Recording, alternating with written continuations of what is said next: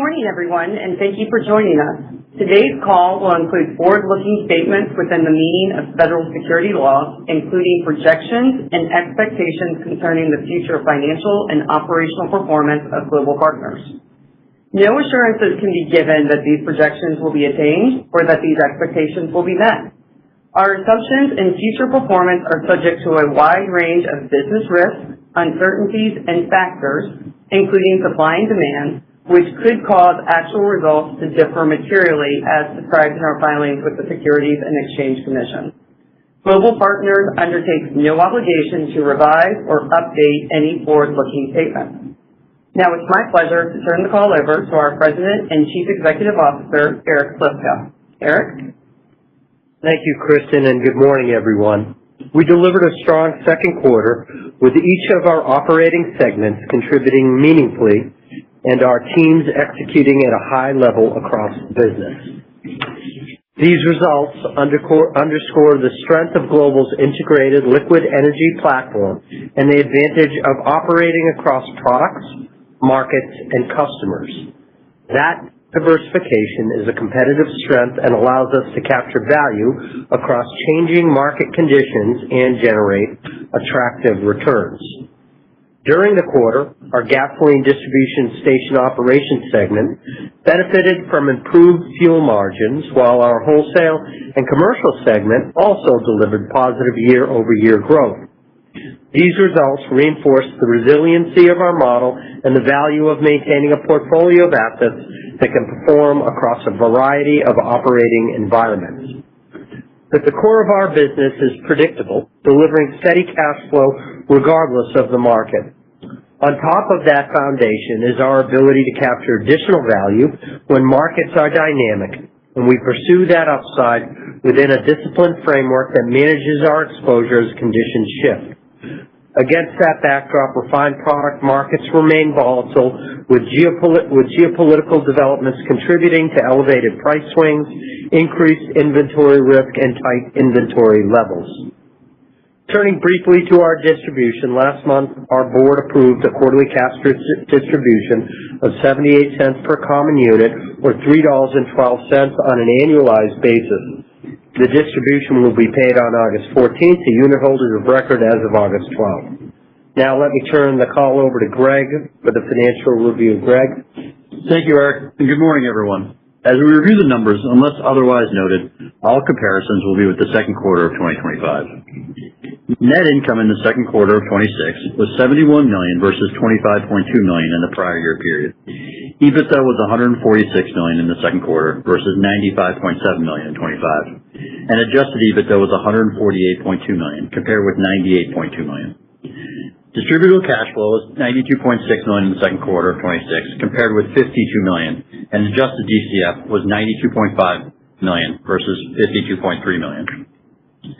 We continue to maintain healthy distribution coverage at quarter end, 2.25 times or 2.19 times after including distributions to our preferred unit holders. Moving to our segment details, GDSO segment product margin increased $37.3 million in the quarter to $245.2 million. Product margin from gasoline distribution increased $37.1 million to $175 million, primarily reflecting higher fuel margins year over year. On a cents per gallon basis, fuel margin increased by 14 cents to 50 cents in Q2 26 from 36 cents in Q2 25. Station operations product margin, which includes convenience store and prepared food sales, sundries, and rental income, increased $0.2 million to $70.2 million in the second quarter of 26. Quarter end, our GDSO portfolio of fueling stations and C-stores consisted of 1,505 sites, exclusive of the 69 sites under our Spring Partners retail joint venture. Turning to our wholesale segment, second quarter product margin increased $14.8 million to $106.5 million. Product margin from gasoline and gasoline blend stocks increased $19.6 million to $78.4 million, primarily reflecting more favorable market conditions in gasoline. Product margin from distillates and other oils decreased $4.8 million to $28.1 million, primarily due to less favorable market conditions in residual oil. In our commercial segment, product margin increased $4.4 million to $10.5 million, primarily reflecting more favorable market conditions in our bunkering group. As Eric mentioned, we are pleased with the results across our segments and our team's ability to capture value in a dynamic market environment. We continue to expect the current steep backwardation in the forward product pricing curve to increase the cost of carrying our hedged inventory in the future periods, and we remain focused on disciplined inventory management, driving growth across our segments and efficient operations. Operating expenses increased $1.1 million in the second quarter to $136.8 million, reflecting higher expenses associated with our GDSO operations, offset by lower expenses related to our terminal operations.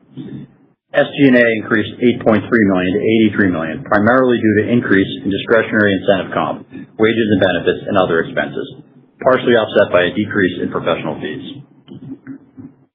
Interest expense decreased $1.4 million to $33.1 million, partly due to lower average balances on our credit facilities.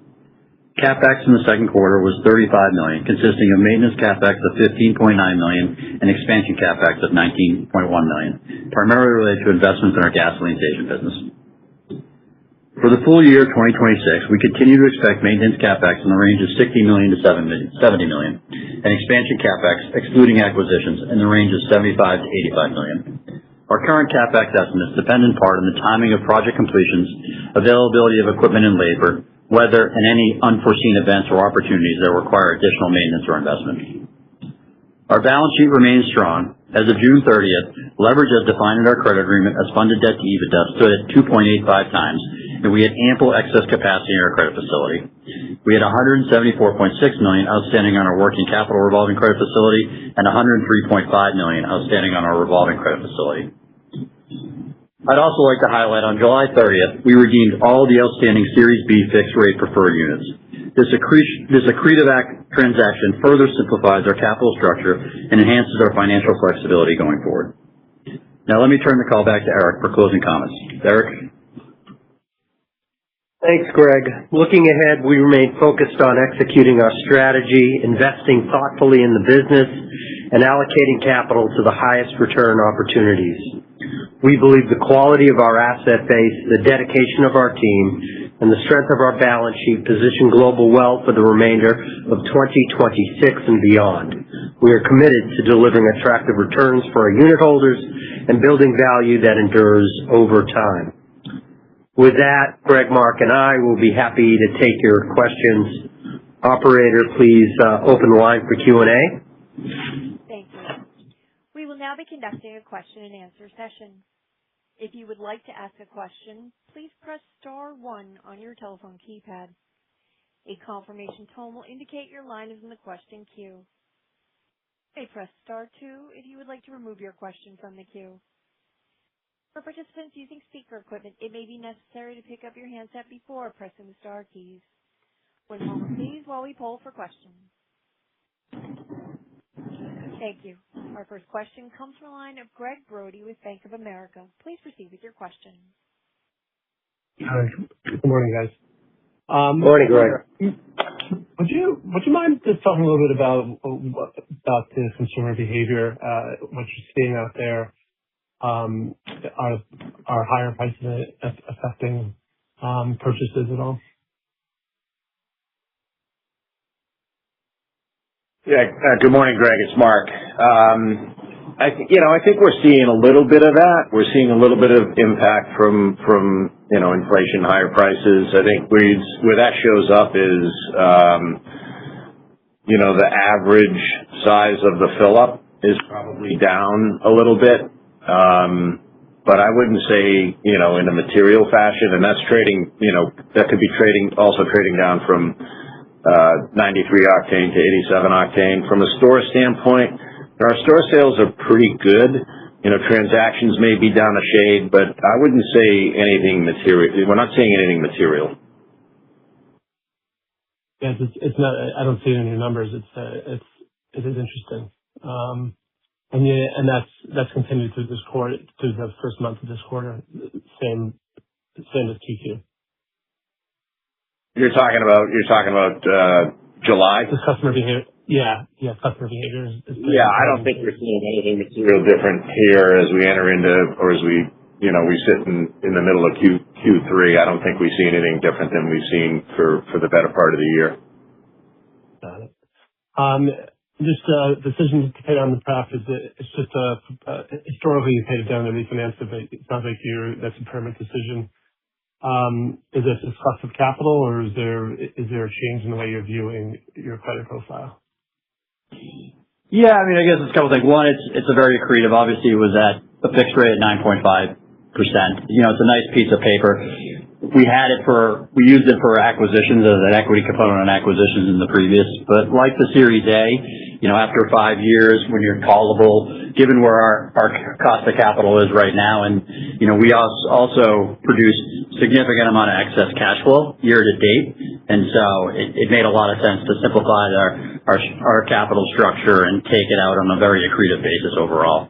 Doesn't mean we wouldn't look to the prep equity or equity markets in the future for certain acquisitions, but given where we stand today, we've got a lot of excess capacity under our bank facilities and a very strong balance sheet, so it made a lot of sense on an accretion basis to take it out. And just the last question for me, can you just talk about the M&A environment today, what you're seeing out there, the opportunity set, and the potential for you to be active? Yeah, I think it's been busy, and there's a lot that's out there. And as I've sort of always said, we're going to look for the right assets. We should be the high bidder on assets that fit us and complement our existing asset base, and be in a position to try and execute on some deals. Great. Thanks for the time, guys. That's it for me. Thank you, Greg. We have reached the end of the question and answer session. Mr. Slifka, I'd like to turn the floor back over to you for closing comments. Thank you again for your time today and for your continued interest in Global. We look forward to speaking with you next quarter and wish everyone a great weekend. Thank you. Ladies and gentlemen, this does conclude today's teleconference. You may disconnect your lines at this time. Thank you for your participation, and have a wonderful day.